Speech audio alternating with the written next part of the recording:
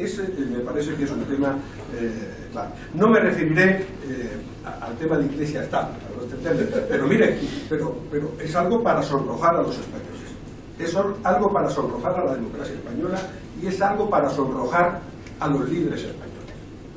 Nosotros tenemos un acuerdo, un concordato Iglesia-Estado que es preconstitucional. No ha habido tiempo, voluntad o capacidad en 40, 30 años.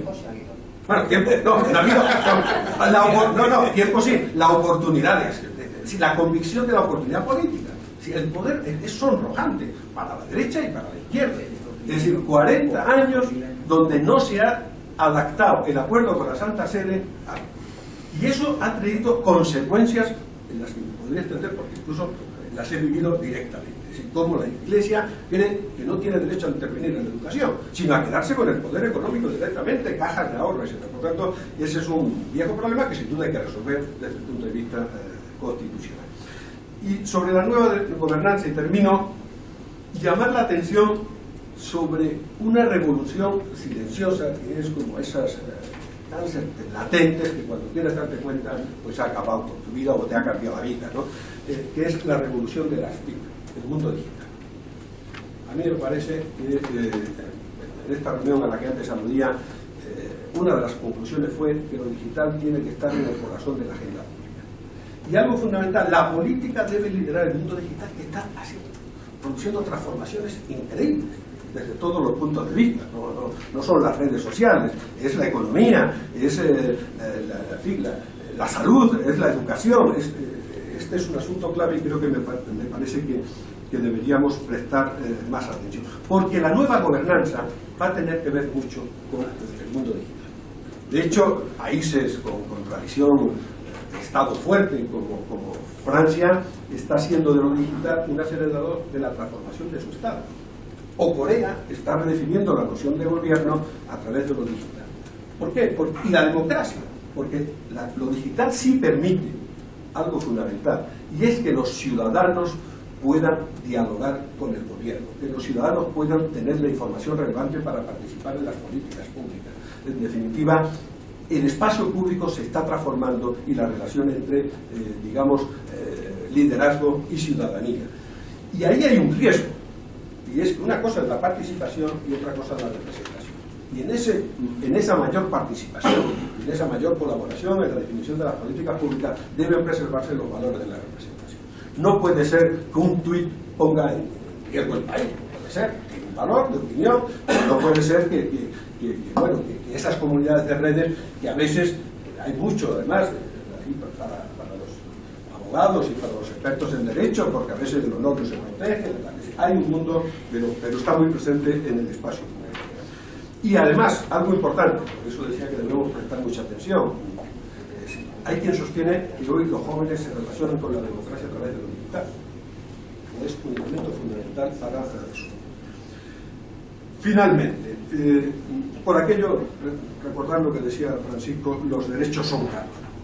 Y efectivamente, la experiencia española y probablemente ahora la experiencia latinoamericana sea que las crisis fiscales lo primero que se llevan por delante son los derechos ciudadanos. Y a esto hay que prestarle mucha atención. Pese a todo, Fernando Atria citaba a Arendt cuando decía la acción pública es imprevisible en sus consecuencias, ¿no? Yo quiero terminar con un símil, somos los hispanos muy futboleros, ¿no? Entonces, con un símil futbolero, tomándolo de Albert Camus. Yo creo que estas dos figuras, Arendt y Camus, fueron dos figuras muy decentes, muy lúcidas para la acción pública, para la acción política. Como saben, Camus era muy aficionado en su Argelia natal al fútbol, él era portero, ¿no? Él era portero y un portero. Y Camus decía que en la vida, en la política, como en el fútbol, uno nunca sabe por dónde va a venir el balón, y además el balón nunca viene por donde uno espera. Así es que hay que prepararse para la acción pública en este contexto.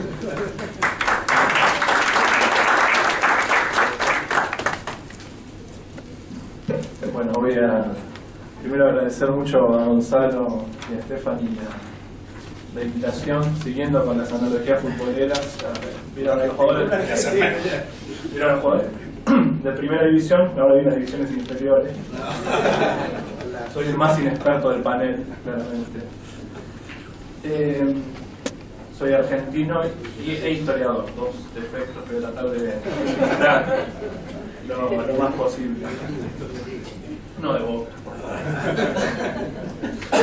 No, en principio, la propuesta que me había hecho Gonzalo era intervenir en el debate desde la experiencia argentina. Ayer en otra actividad partidaria que tuvimos posibilidad de participar, veíamos que la situación argentina es muy diferente a la chilena en términos generales, que venimos del mejor de los mundos.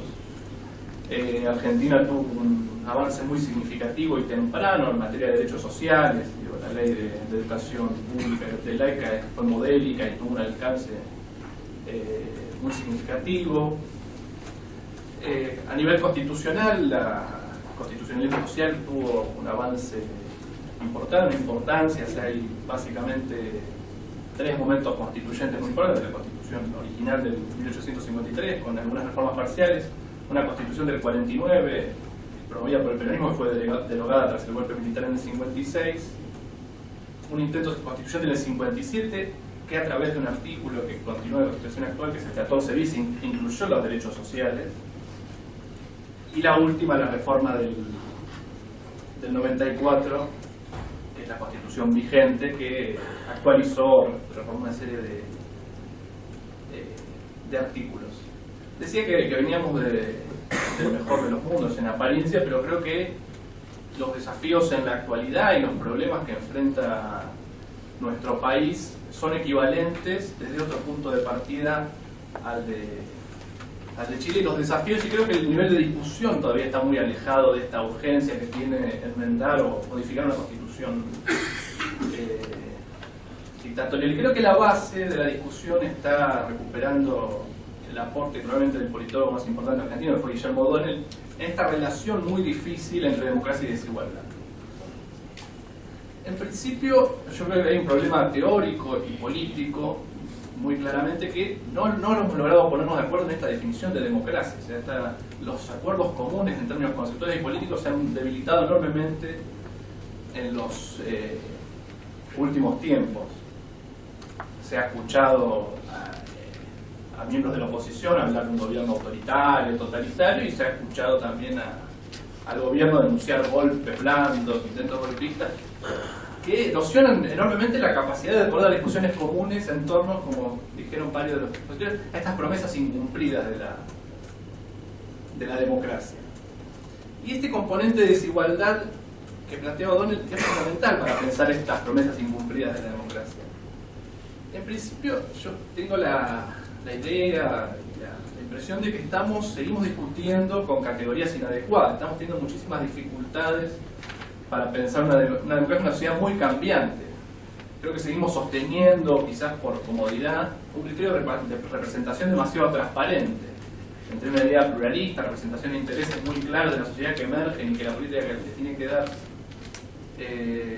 respuesta, y después, mediante estos instrumentos de la opinión pública, las encuestas. Me parece que la representación política está planteando una dificultad en su formato y en su desarrollo por la tecnología, por una serie de cuestiones muchísimo mayor. O sea, me parece que en términos teóricos estamos requiriendo categorías nuevas para repensar esa representación política, y paradójicamente, y comparto con lo que decía quien me antecedía en la palabra, los que han avanzado en ese debate en torno a la democracia no son necesariamente aquellos defensores de la democracia representativa. Creo que un autor que ha dado grandes avances en discutir esa representación, que le decíamos Ernesto Laclau o Laclau, como le decimos, nosotros ha dado grandes avances en discutir esa democracia representativa y ha inspirado movimientos políticos, y creo que desde el punto de vista de la democracia representativa y de los partidos políticos tenemos el imperativo de volver a discutirlo y generar iniciativas para repensar, porque evidentemente esa ciudadanía muy característica de la esperanza transicional tampoco se parece demasiado. O sea, la apatía y el descontento reina en muchas de nuestras ciudades.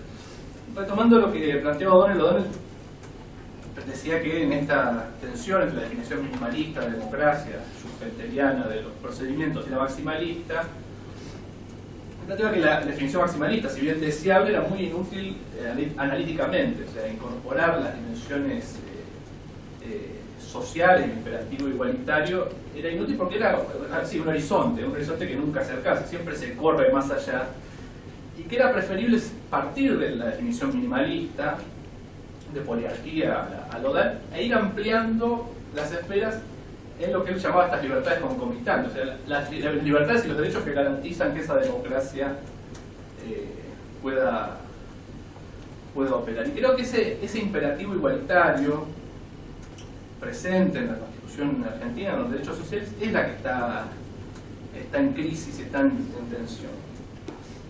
En primer lugar, creo que hay una tensión también teórica y conceptual entre esta idea entre la desigualdad y la diferencia, o sea, las desigualdades tolerables y las diferencias, las minorías, los derechos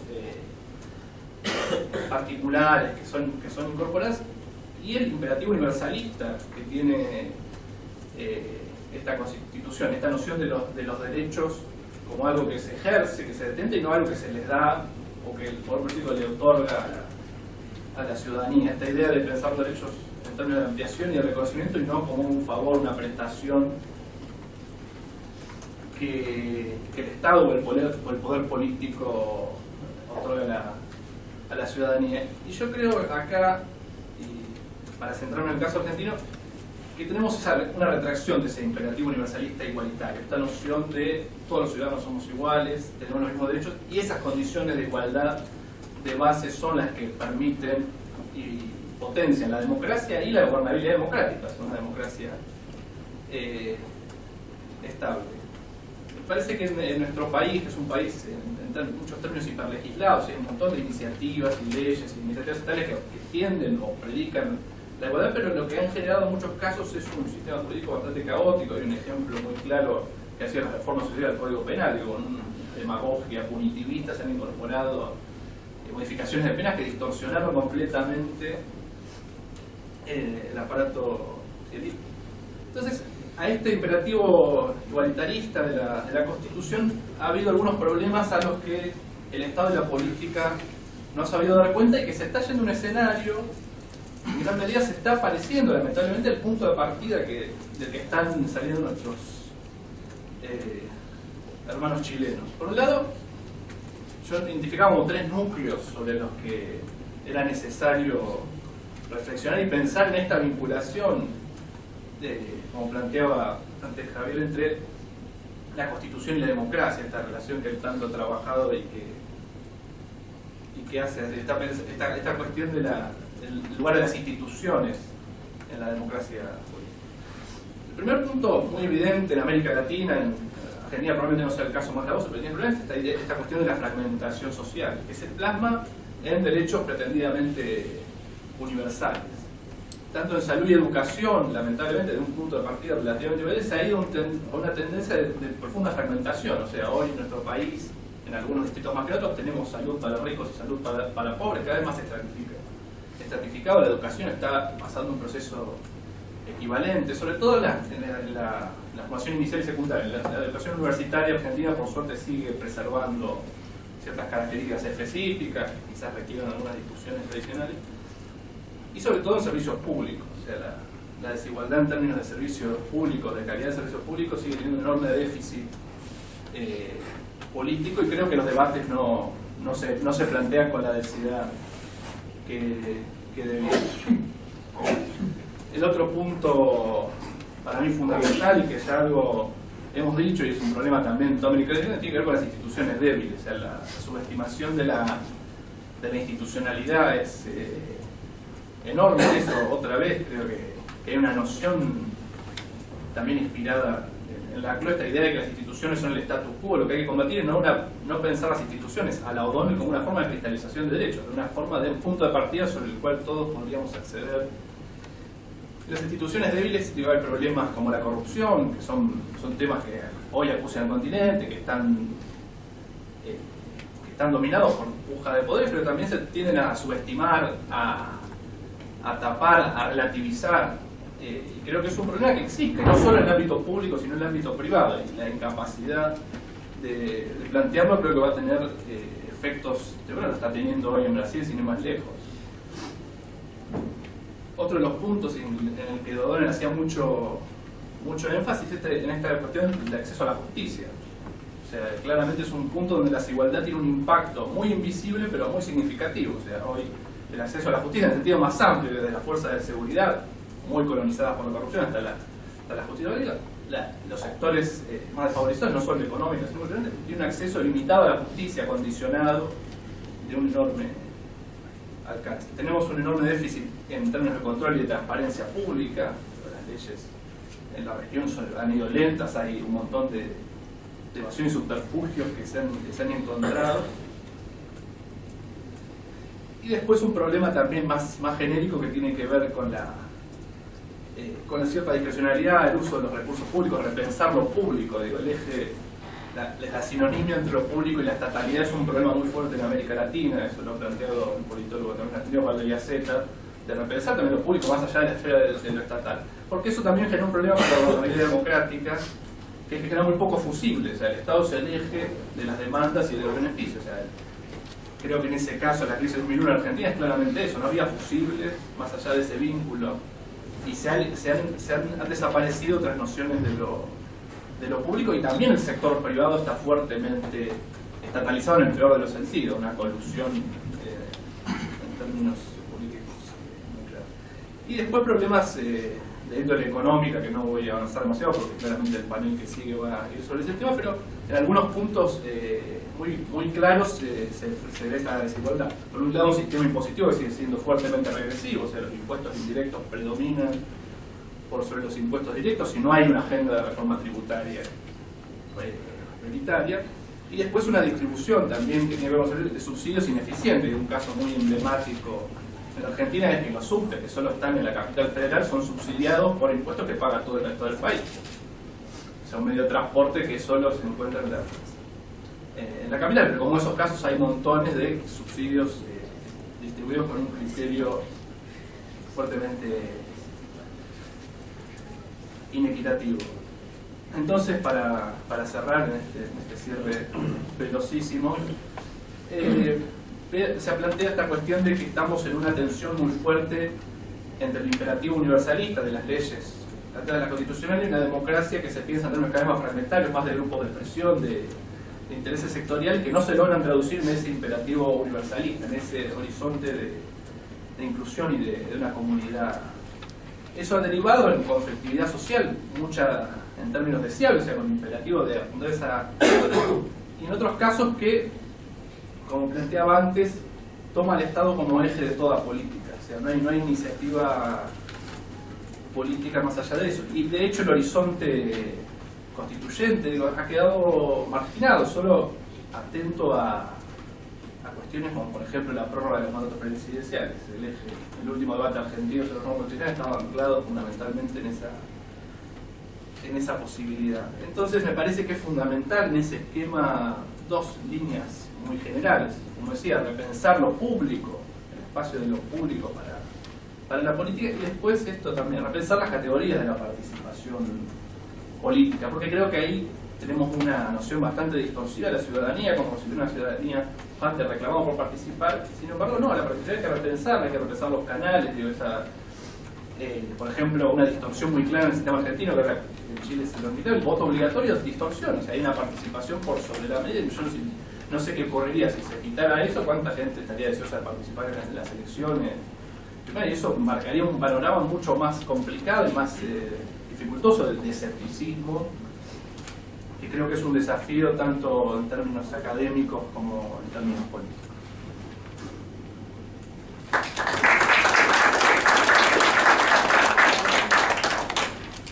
Vamos a ir a la pausa, café, ¿qué le parece?